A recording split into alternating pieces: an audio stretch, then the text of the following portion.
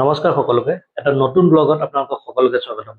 আজিৰ ভিডিঅ'টোত মই আপোনালোকক দেখাবলৈ বিচাৰিছো যে ইটানগৰ অৰুণাচলৰ ইটানগৰ যি কেপিটেল ইটানগৰৰ পৰা গুৱাহাটীলৈ আপুনি ট্ৰেইনৰে কেনেকৈ যাব।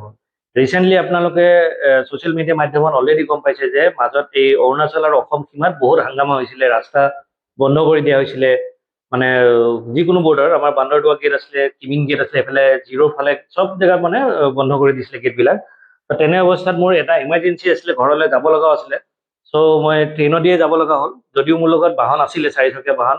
কিন্তু মই মানে ৰাস্তা দি যাব নোৱাৰিলো, কাৰণ মই গৈ পেলাই আধা ৰাস্তাৰ পৰা ঘূৰি আহিছো। কাৰণ অসম ৰেজিষ্ট্ৰেশ্যনৰ গাড়ীবিলাকত ইয়াতে পাথৰ মাৰি গ্লাছ চাছ ভাঙিছে, সেইবিলাক ধুনীয়াকৈ হৈছে। আৰু অসমেও কিন্তু অৰুণাচলৰ গাড়ীত আকৌ পাথৰ মাৰি পেলাই ভাঙিছে, সেইবিলাকো হৈছে। অকল যে অৰুণাচলৰ মানুহে যে কৰিছে তেনেকুৱা নহয়, মানে জুইটো দুইফালৰ পৰাই লাগিছিলে বুলিয়ে ক'ব পাৰি। যিয়ে হওক বাৰু, সেইবিলাকতো আমাৰ কোনো হেৰি নাই, আমি এইবিলাকত মাত নামাতো। আমি জাষ্ট আপোনালোকক এইটো দেখাব বিচাৰিছো যে তেনে অৱস্থাত আপোনালোকে গুৱাহাটীৰ পৰা ইটানগৰলৈ বা ইটানগৰৰ পৰা গুৱাহাটীলৈ আপোনালোকে কেনেকৈ আহিব। গতিকে ভিডিঅ'টো শেষলৈকে চাওক, কমেণ্টত জনাব কেনেকুৱা পালে। আৰু যিসকল নতুনকৈ আহিছে অনুগ্ৰহ কৰি চেনেলটো ছাবস্ক্ৰাইব কৰি ল'ব, কাৰণ কিছুমান বহুত গুৰুত্বপূৰ্ণ ইনফৰ্মেশ্যন থকা, যাতে আপোনালোকৰ ভিডিঅ'বিলাক চাই পেলাই কিবা এটা ইনফৰ্মেশ্যন পায়, তেনেকুৱা ধৰণৰ ভিডিঅ'বিলাক মই প্ৰায় দি থাকিবলৈ চেষ্টা কৰোঁ। গতিকে যিসকলে ভিডিঅ'টো প্ৰথমবাৰৰ বাবে চাই আছে, মোৰ চেনেলটো নতুনকৈ আহিছে, কাইণ্ডলি চেনেলটো ছাবস্ক্ৰাইব কৰি ল'ব। প্ৰায় 5:30 বজাত ৰাতিপুৱা এতিয়া যাত্ৰাটো মই আৰম্ভ কৰিছোঁ। এয়া ইটানগৰৰ পৰা মই প্ৰথম নাহৰলগুণলৈ যাব লাগিব, কাৰণ অৰুণাচলৰ ৰেলৱে ষ্টেচন এইটো চাইডে আপোনাৰ নাহৰলগুণলৈকে আছে। আৰু যদি আপোনালোকে পাছিঘাট যাব খুজিছে তেনেহ'লে জোনাইলৈ যাব লাগিব, মুৰকং চেলেক্ট ষ্টেচনটোৰ নাম। আৰু ৰিচেণ্টলি জোনাইৰ পৰা অলপ আগলৈ পাছিঘাটলৈও ৰেল লাইন বনি আছে, টেষ্টিঙো হৈ গৈছে। হয়তো অহা বছৰলৈ চাগে মুকলি হ'ব, তেতিয়া আপোনালোকে পাছিঘাটলৈও ডাইৰেক্ট যাব পাৰিব। এয়া পাহাৰৰ মাজে মাজে এয়া ৰাস্তা।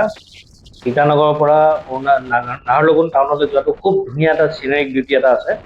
এই পাহাৰ, যিহেতু আপোনালোকে জানেই যে অৰুণাচলখন একদম পাহাৰীয়া জেগা হয়, গতিকে এনেদৰে পাহাৰ কাটি তাৰ মাজতে ৰাস্তাটো যে বনাইছে, খুব এটা ধুনীয়া পৰিৱেশ। আৰু বিৰাট ভাল লাগে ৰাস্তাটোৰে আহি, ধুনীয়া এটা বতাহো দি থাকে আৰু ভাল লাগে। আৰু ইয়াতে ৰখাই পেলাই আপোনালোকে যদি কেতিয়াবা সময় সুবিধা মিলে, সুযোগ মিলে, তেনেহ'লে এইটো ৰাস্তা দি আহিলে আপোনালোকে ফটো চটো ধুনীয়াকৈ মাৰিব পাৰিব। নাহৰলগুণৰ ষ্টেচনটো মই ভিডিঅ' দিয়া নাই, কাৰণ অলৰেডি মই এটা দীঘলীয়া ব্লগ এটা দি থোৱা আছে, আপোনালোকে সেইটো চাই ল'ব।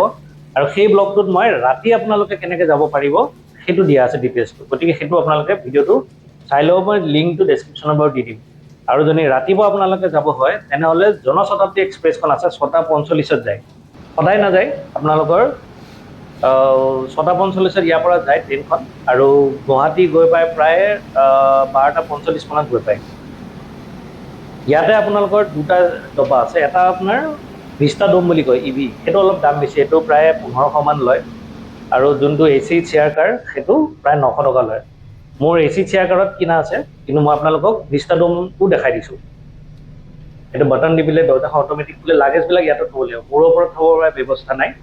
আৰু ছিটবিলাক এনেকুৱা 2x2 একদম আহল বহল মুকলি, আৰু এইটো ছিটটো মানে 360 ডিগ্ৰী ৰ'টেট হয়, সেইটো এটা সুবিধা। ছাইডত দেখিছে গ্লাছবিলাক, এতিয়া কাৰ্টেনটো নামাই থোৱা আছে, পৰ্দাখিনি নামাই থোৱা আছে। পৰ্দাখিনি যদি উঠাই দিয়ে তেনেহ'লে গোটেই চিনাৰী বিউটিটো আপোনালোকে পাব। আৰু এই পিছফালৰ এই জেগাডোখৰ যোনখিনি আছে, সেইখিনি জেগাত আপোনালোকে অলপ খোজ চোজ কাঢ়ি বহি ফটো চটো ভিডিঅ' চিডিঅ' মাৰিব পাৰে। মানে ভিষ্টাডোমৰ যোনটো ফেচিলিটি, আৰু এই দেখিছে নহয়, ইয়াতো অলপ সময় আপোনালোকে বহিব পাৰে, নিজৰ ছিটটোৰ পৰা উঠি আহি যদি নিজৰ ছিটটোত বহি বহি আমনি লাগিছে, তেনে অৱস্থাত খুব ধুনীয়া কিন্তু ট্ৰেইনৰ জাৰ্ণিটো। এতিয়া মই আপোনালোকক দেখাম যোনটো AC চেয়াৰ কাৰ, এইটো আছিলে ভিষ্টা ডোমটো, আৰু বাকীখিনি চব AC chair car. AC chair কাৰত আকৌ মেনুৱেল দৰ্জাখন এনেকৈ ঠেলা মাৰি পেলাই শ্লাইডিং দৰ্জা হয়, এনেকৈ খুলিব লাগিব। আৰু এক চাইডে 3টা ছিট, এক চাইডে 2টা ছিট। এতিয়া ৰাতিপুৱা যোনখন ট্ৰেইন যায়, ট্ৰেইনত অকল ৰাতিপুৱা খাবলৈহে দিয়ে, ব্ৰেকফাষ্টটো দিয়ে, ব্ৰেড অমলেট আৰু চাহ বিস্কুট দিয়ে। আৰু যিসকলে ভেজ খায় তেওঁলোকৰ কাৰণে কণীটো বাদে বেলেগ ভেজ আইটেম কিবা এটা থাকে। আৰু যোনখন ট্ৰেইন আকৌ গুৱাহাটীৰ পৰা আহে, গুৱাহাটীৰ পৰা 1:45 আহে, আৰু নাহৰলগুণ প্ৰায় ৰাতি 7:30 বজাত পায়, তাতে কিন্তু দুবাৰ খাবলৈ দিয়ে। এবাৰ ট্ৰেইনত উঠাৰ লগে লগে ভাত দিয়ে, ভাত দালি আৰু পনীৰ, বা ভাত দালি আৰু চিকেন, যোনে যি অৰ্ডাৰ কৰিছে, ভেজ বা নন ভেজ। আৰু সন্ধিয়া চাহ বিস্কুট দিয়ে। বাকী গুৱাহাটী সোমোৱাৰ লগে লগে এইটো প্ৰায় আপোনালোকে ৰাস্তা দি গ'লে দেখাই পায়, ডাঙৰ বুদ্ধ টেম্পলটো চাংচাৰিৰ ওচৰত আছে। বাকী ট্ৰেইন জাৰ্ণিটো যোনটো আমি শৰাইঘাট ব্ৰিজৰ তলেদি গ'লে দেখা পাওঁ, বা ৰাস্তা দি আপোনালোকে নৰ্থ গুৱাহাটী চাইডে আহিলে বা চাংচাৰি চাইডে আহিলে দেখাই পায়, সেইটো ভাবিলোঁ মই আপোনাক এবাৰ ট্ৰেইন জাৰ্ণি দি কৰিলে কি কি দেখা পায় সেইখিনি আপোনালোকক দেখাবলৈ এবাৰ চেষ্টা কৰিলোঁ।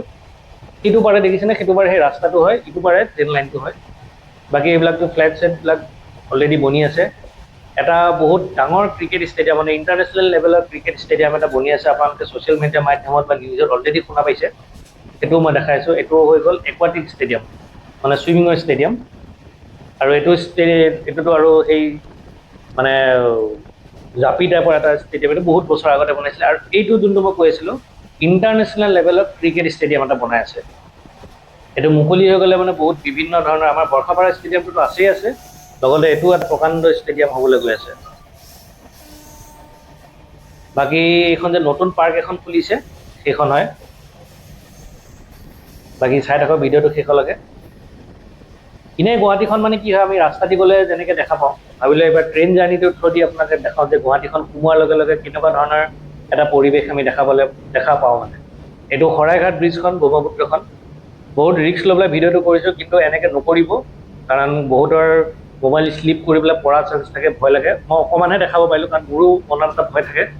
ইমানো মানে মই কি আৰু হিৰ' নহয় দিয়কচোন আৰু, কিন্তু এই ভয় এটা লাগে।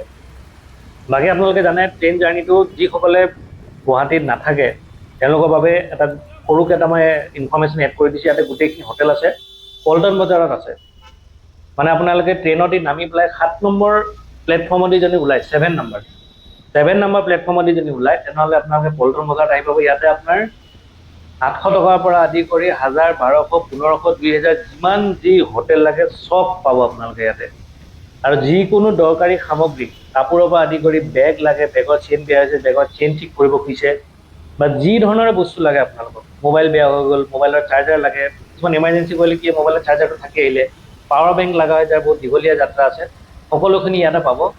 চিনেমা হল আছে, KFC আছে, জুডিঅ' আছে, গোটেইখিনি ব্যৱস্থা ইয়াতে আছে। আৰু বাকী ইয়াৰে পৰা গ্ৰীণ বাছ, যোনখন AC বাছ চৰকাৰে দিছে ৰিচেণ্টলি, এইবিলাক গ্ৰীণ বাছ এইবিলাক দেখি আছে, এইবিলাক গুৱাহাটীৰ যিকোনো ছেক্টৰলৈকে যাতে য'তে আপোনালোকে যাব খুজিছে, এই গ্ৰীণ বাছৰ পৰা আপুনি যাব পাৰে। অটো পাব, ভেন পাব, ৰেপিড' চেপিড' যি আছে। এয়া দেখাই আছোঁ মই ভাঙাগড়, সেইখন নেমকেয়াৰ হস্পিটেল, তাৰপিছত পাহাৰৰ ওপৰত আছে GMCH, গুৱাহাটী মেডিকেল কলেজখন। এইখন ভাঙাগড় ফ্লাইঅভাৰখন হয়।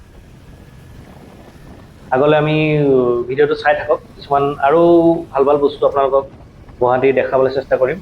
গুৱাহাটীৰ এটা সম্পূৰ্ণ ভিডিঅ' আপোনালোকক মই বনাই পেলাই দিম, কিন্তু সময় সুবিধা পোৱা নাই কাৰণে। আৰু ইতিমধ্যে অলৰেডি ছ'চিয়েল মিডিয়া মাধ্যমত বা ইউটিউবত বহুত তেনেকুৱা গুৱাহাটী চিটিখনৰ ওপৰত ভিডিঅ' আছে বাৰু। এই গ্ৰীণ বাছবিলাক বহুত সুবিধাজনক, বহুত ৰেছ ড্ৰাইভিং কৰে বাৰু, কিন্তু সেয়া আগতকৈ এতিয়া কণ্ট্ৰল হৈছে বুলি শুনা পাইছোঁ। এই ডোনা প্লেনেটটো হৈ গ'ল অসমৰ নহয়, গুৱাহাটীৰ আটাইতকৈ পুৰণা মল হয়। 2008-09 চনতে খুলিছিলে হ'বলা। তেনেকুৱাতে মই বহি থাকোঁ, তাতে আগতে সদায় টাইম পাছ হৈছিলে, কিন্তু আজিকালি পদে পদে মল। আৰু এইয়া ফ্লাইঅভাৰৰ চাৰিওফালে গছ গছনিৰ ব্যৱস্থা কৰি দিছে চৰকাৰে। আৰু বাকীখিনি আমাৰ ৰাইজৰ ওপৰত এৰিছে, কেনেকৈ আমি পিক গুটখা খাই ইয়াতে গুটখা খাই পেলাই পিক পেলাই ইয়াতে পেইণ্টিংখিনি কৰিব পাৰোঁ। এই কথাটো একদম চিৰিয়াছলি নল'ব, একদম ফটোৱা কথা মই ক'লোঁ। চৰকাৰে কিন্তু বহুত ধুনীয়া এটা পদক্ষেপ লৈছে, অলপমানে হওক সৰুকৈ হওক, চাৰিওফালে এনেকৈ গছ গছনি লগাই দিছে, ফুটপাথবিলাকৰ ৰেলিংবিলাকত পেইণ্টিং চেইণ্টিং কৰি দিছে। মানে অনুগ্ৰহ কৰি আপোনালোকে কিন্তু গুটখা পিক চিক এইবিলাকত নেপেলাব। দেখিছেনে কিমান চাফাকৈ ৰাখিছে, কাৰণ বহুত টুৰিষ্ট বহুত ষ্টেটৰ পৰা বা অসমৰ নৰ্থ ইষ্টৰ বাহিৰৰ পৰাও বহুত মানুহ ইয়ালৈ আহে। তেনে অৱস্থাত এই গছ গছনিবিলাকত যদি পিক চিক পেলোৱা দেখা পায়, তেনেহ'লে বহুত বেয়া ছবি এটা সিহঁতে মনত লৈ যায়। বাকী এইখনতো নতুনকৈ খোলা আমাৰ এছেম্বলি হাউচ। বাকী ভিডিঅ'টো শেষলৈকে আহি পাইছোঁ, ইমানেই ভিডিঅ' আছিলে। ইটানগৰৰ পৰা ইটানগৰ নাহৰলগুণৰ পৰা গুৱাহাটীলৈ বা গুৱাহাটীৰ পৰা নাহৰলগুণলৈকে আপোনালোকে কিদৰে যাব পাৰিব দিনৰ ভাগত, সেইটো মই ভিডিঅ'টো দিলোঁ। বাকী ৰাতি যোনখন ডনিপলা এক্সপ্ৰেছৰ আছে, সেইটোৰ দীঘলীয়া ভিডিঅ' এটা মই নাহৰলগুণ ৰেলৱে ষ্টেচনৰ সৈতে দিয়া আছে, আপোনালোকে চাই ল'ব। কমেণ্টত জনাব ভিডিঅ'টো কেনে পালে, লগৰবিলাকৰ লগত শ্বেয়াৰ কৰিব। বাকী সুস্থ থাকিব, সুখী থাকিব, আকৌ লগ পাম। আজিলৈ আহিছোঁ, ধন্যবাদ।